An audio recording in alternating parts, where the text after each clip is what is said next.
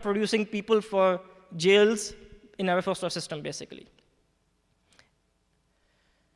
Next slide. So what if I can not be a foster parent? So first of all, try to be a foster parent. It's difficult. It takes a lot of sacrifice, but that's what it is. Otherwise, you and I will have nobody to look up to or blame to if our child end up in the system, because I didn't do my part. I didn't get the foster license, or I didn't do anything to protect my neighbor's child or my friend's child. So now my kid is in the system. I should not be looking at my friends to help me out or bail me out at that point of time. So if you cannot do a foster parenting thing, at least work with Dallas CASA. This is another organization. Their job is to keep an eye on those kids that the CPS worker cannot keep an eye on. So out of those 65 kids, Dallas CASA is an NGO, non-profit organization. Their situation is one supervisor with 20 workers under them, and they are all volunteers. I'm a CASA volunteer myself, and you are only assigned one child. So you become the supervisor of that child, keep an eye on the parent, and inform CPS, inform your supervisor, and so on and so forth, that how is the placement working for this child and stuff like that. You do not work alone. You are assigned with a supervisor. So all the work you do is with the supervisor. So it's not like they just trained you and throw you in the middle of the river. No, they work with you. So in that way, you get a small flavor of the whole bigger picture. At least this is what it's all about. You get familiar with the people involved. You get familiar with the system involved. You get familiar with a lot of things there to know about. Dallas CASA stands for Court-Appointed Special Advocate, and it's a non-profit organization of volunteers who are the voice of the abused and neglected children. And they work with the judge directly. So you basically complete your training, which is 9 classes, about 3 hours or so, and you meet all the people over there. Mostly are either retired lawyers or people who are working in the law enforcement. So you get to see a lot of people who are part of the community, who are involved in the community. Oh, it's coming back, I think, but oh, okay. Okay.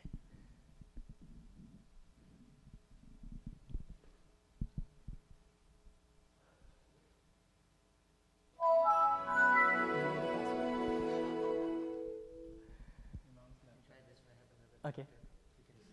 Okay, just give me a second.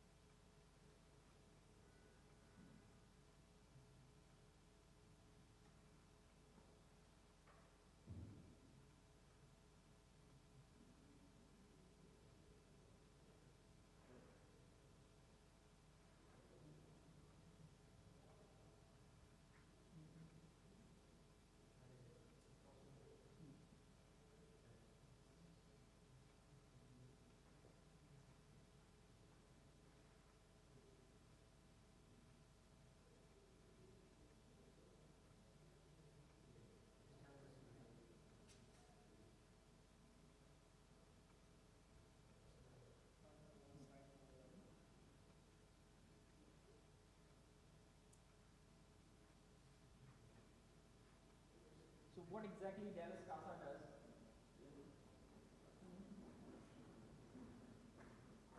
basically you become the support provider for this. You become the with Dallas Casa as a volunteer, you become the point of contact for this person, for this child in the care. On the other side, you work with the juvenile justice system. So you prepare the court report for the judge. Judge is not going to go and investigate about this child. Whatever you write in the court report, that's what the judge is going to make a decision on. Whether this child is fine in the care of this foster home, or you have noticed something that's not going well, and you want a different foster home for that child, or you think that the parent is doing whatever he was supposed to do, and the child should go back to the parent. In fact, 2.5, 3 years back, when we handled the first case of a Muslim family here in Richardson, she was a woman, she has a sister with her, domestic violence case and whatnot, and all her 5 kids, 4 girls and a boy, was taken out of her custody and placed in different homes. The CASA worker was the one who was fighting for her. The CASA worker the CPS recommendation was to leave the child in foster system, but the CASA worker stood for the sister. And that worker said, no, this mother has done more than what has been asked from her, and all the 5 kids should go back to her. And it took 8 months to get those kids back to that sister.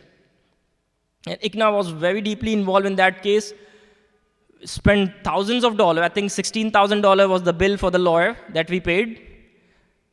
We placed that mother has no job, no nothing, so ICNA ended up renting an apartment for her according to their requirements and whatnot, and it took us 8 months to get those kids out of that foster system, where the mother was not at fault at all. She was just not able to communicate because she doesn't know English, and all the blames were put on her and stuff like that. So that's where I came to know about the power of this role as a Dallas Casa volunteer.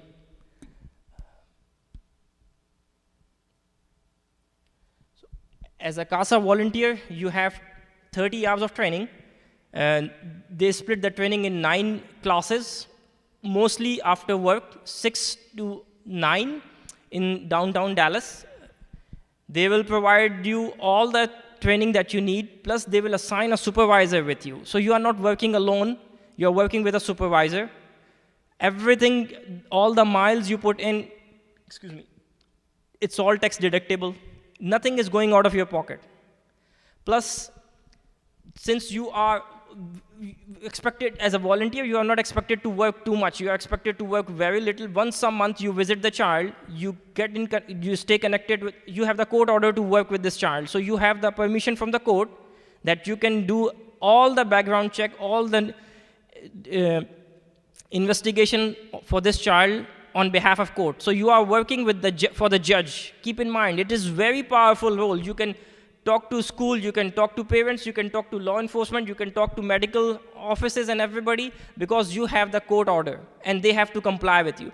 And in this, especially in this situation, we have to show our faces.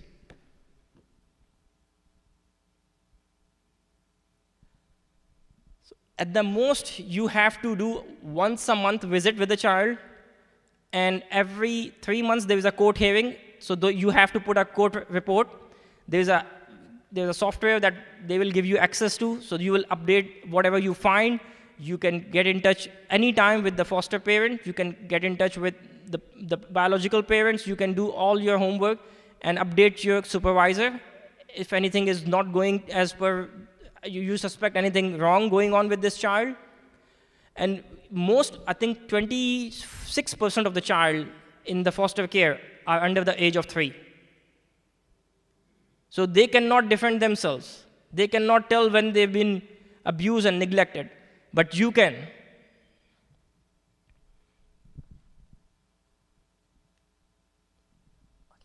So what's in it for me and my community? Basically, as a Muslim, we no longer have the luxury to sit back and relax. In this situation, I think we have relaxed enough. We have no longer that luxury. We have to get involved. When I took the CASA training last year, there were 60 volunteers in that batch. I was the only Muslim in that batch. And the judge, when she handed me my certificate, she could not pronounce my name. She has probably never seen a Muslim name. She could not pronounce my name. And she is a judge. She is not an illiterate person. So that tells you that how little we are involved in this whole community, in this whole system. Out of 60, 58, 55 were white Americans, lawyer working for law firms, or retired lawyers, or law enforcement officers who retired. And in that training, a part of the training is you sit in different table every class so that you will find out what the others are about. You change your contacts, you change your numbers. So you will not only just there to help, you will do your dawah part as well, that as a Muslim, I am here to help this community. I am here to partner with you in whatever it takes to improve the system. I think it's a very good saying, if you are not on the table, you are on the menu. So if some stupid law passes later on that you no longer have the right to practice your religion while in foster care, guess what? We have no chance to change that situation because we are not part of the system. And if anything changes that will affect us negatively, we cannot do nothing about it anymore. Because we will probably find out when it's all done and published in newspapers.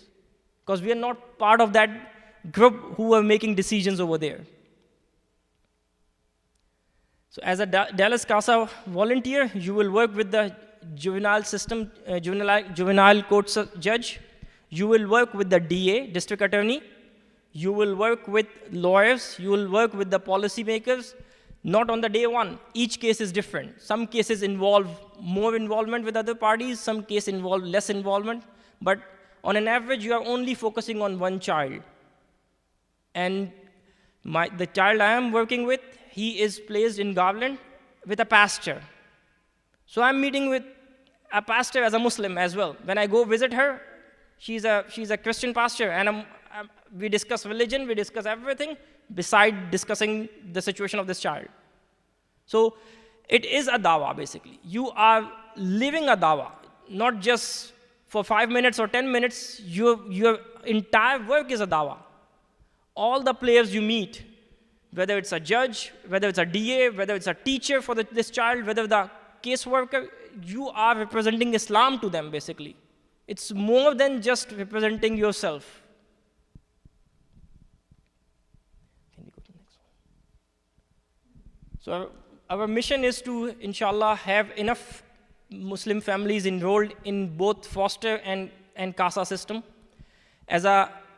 If you like to work together partner with somebody, maybe your wife, you both can take the training, and husband and wife can together work on a case in CASA, as a CASA volunteer. So it's not just one person, both husband and wife can do that.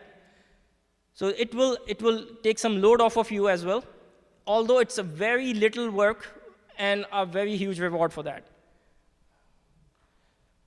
I am in the process of advocating this so that we can have at least 10 Muslim families from each community, 10 Muslim foster families, 10 Muslim CASA volunteers from each family, and across the whole state, Dallas, I think 100 families by the end of this year, inshallah ta'ala. It is a sacrifice. It will take some time. It will take some effort. But if we are not going to do it, then nobody else is going to do it. And I think in the past, we have overlooked it so much that we are so disconnected with all this that we really need to make an extra effort to catch up with all that. It's not that Muslim kids don't end up in foster system. It can happen to anybody, anytime.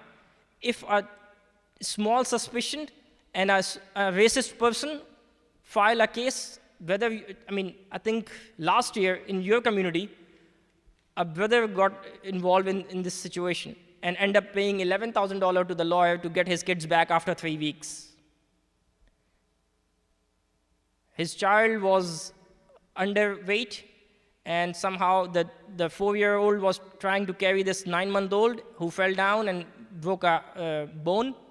And the nurse was already racist. She already said there's a malnutrition and they are not feeding the child well and blah, blah, blah. CPS got involved.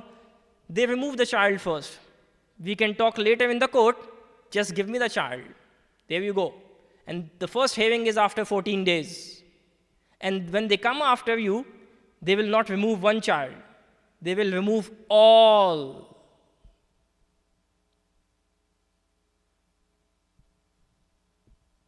Yeah, silence. So, if you are not part of the system, you cannot change the system. It's been going on in every community. It's been a reality of this country. And I'm not going to blame CPS for doing it wrong, because I have seen enough neglect and abuse cases in past 3-4 years. They have all the right in the world to suspect everybody. So I think we become victim most of the time, but at least we have to have a plan to help each other out and save each other when we become a victim of this situation. So with that, I think I'm open for questions. One very important last thing is, I think Albert Einstein said that the world will not be destroyed by those who do evil, but by those who watch them without doing anything.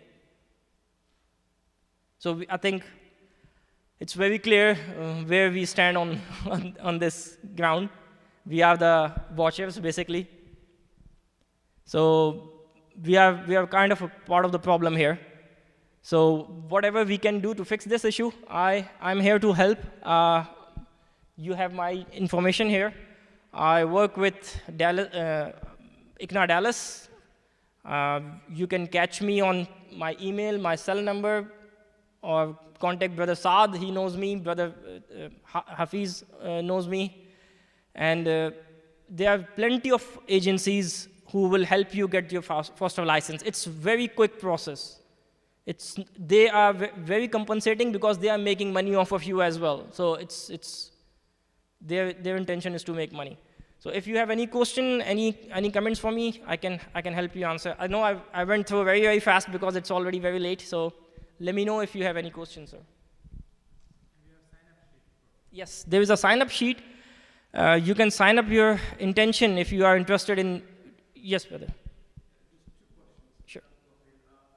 Are there any fees associated with getting the license? No. Just the background check fee, $36. When you are working with Dallas CASA, you have to pay $36 for your background check fingerprinting. If you pass, Dallas CASA will reimburse that $36 as well. So there is not a single penny on your side. When you are working with foster system, then there are some small cost involved. Some agencies reimburse most of the costs, like your background check fee. You have to buy a fire hydrant, fire extinguisher for the home. You have to do a home inspection, a fire inspection. So some cities, the fire department doesn't charge a penny for the fire inspection. Some cities, they charge a minimal fee. And most of them, if not reimbursed by the placement services, it is tax deductible. So you can file on your W-2 next year for the amount you spend on that. When you have a child in your custody, you will get a Medicaid card for that child too. So beside the $700 few for the expenses of that child, the medical is already paid for that child. So you don't have to pay anything. The miles you drive him to hospital or any other location, it's also tax deductible. So financially, it's not a burden at all on you. Sure. Are there any statistics of the amount of Muslims that were in foster children in Texas last year? No. In this country, you cannot do this area based on religion. You can find statistics on gender, ethnicity, race, and stuff like that, but not religion. Yes, you can find all that statistics on ethnicity. It's not that high, but we are not here to just protect our own. We are here for everybody. As a Muslim, it's our responsibility to stand up for everybody, inshallah. And the long-term goal is to fix the system, not send 80% of the kids on the death row, not send 60% kids back into the jail after 2 years of the system. So it will not happen on the day one. It will not happen in first 3 years. It may happen after 15 years. But you have to plan today to change those statistics 15 years down the road, inshallah. Yes, brother. So if the judge see there are no progress on the parent side, most of the smaller kids, they are in the foster system because the mother is drug positive when the child was born. So when your child is any child is born in this country, right away he's tested for drugs without asking or telling any parent. That's the part of the law in this country. So as soon as they find the child is born drug positive, they involve CPS, and the child is not going to go home with that mother. It's going to go in the CPS custody, which is kind of right because she was not supposed to drug the child while she was pregnant. So they are protecting the child because there could be many complications if the child is drug positive. It could be seizures and sudden death and other issues with that. So I think the system is trying its level best to fix the problems, but they are so highly taxed, so badly taxed, they cannot do much without our support, our participation. So after 18 months, if the case goes up to 18 months, the judge will decide to revoke the rights of the parents, and the child will no longer be their child. It will become available for adoption. So if there is nobody in the family, immediate family, who wants to adopt, the foster parent or foster family who's fostering that child will be the second option. If they don't want to adopt, it will go into the adoption agencies for adoption. And I think it's 22 year plus in the system. Once you get into the system, fostering system, and nobody picks you up, kids wait 2 years in the foster homes, the big facilities like the orphan homes, for the adoption. And it is very expensive to adopt a child. I mean, you have to pay a lot of paperwork fee and lawyer fee and stuff like that. So a lot of people who are interested in adopting kids, it's a faster route for them as well. No guarantees that that child will become available for the adoption until the case is resolved, but at least you are in the system. Any other questions? Yes, brother. Yes. Yes. So they tried their level best to keep it safe for the child. Both parents have to go through, anyone over 14 in the family has to go through background check as well, because they don't want to place a child when the teenagers are already on drugs or doing something else. And you have to, the background check, the fingerprinting and everything, if you are single, then you can do that. But if you are married, then both the husband and wife has to go through. Anybody who's staying overnight in your home, they have to go through a background check. Yes. Because we as a Muslim, we think in a very small context. We think in our own context. My brother is staying with me, my sister. In the outside world, a random boyfriend is staying for tonight and then he'll be gone after 3 days, or somebody else showed up crashing on their couch and then abuse the child and go away and whatnot. So they are trying to protect the child. It looks difficult in our context where we think only our close family members are staying at our place, but in the overall broader picture in America, it's not the case, it's not the norm. So they have to make a rule for everybody. So you have to text your caseworker, your CASA worker, all those people, you send a text that this person is coming to visit me, it's going to stay in my house for this many days, So they will say, okay, before this person stays with you overnight, you have to get him fingerprinted, background cleared, because they don't want a criminal, a sex offender to stay with that child, and that otherwise you are doing more harm to the child in the system than good. And it's very uncommon for us to expect those things, but the training when you go through, you will see the kind of abuse outside going on with these kids. You will not believe it. I mean, some of the stories were like unbelievable. A pastor, a church pastor, was abusing his own kids for several years until the daughter went to the college and told this to the counselor.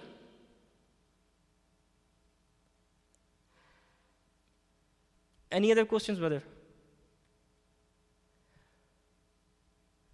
Jazakumullah khair. Sorry, it's being a little late. You have my details. You can catch me if you have any other personal questions. Jazakumullah khair. Assalamu alaikum.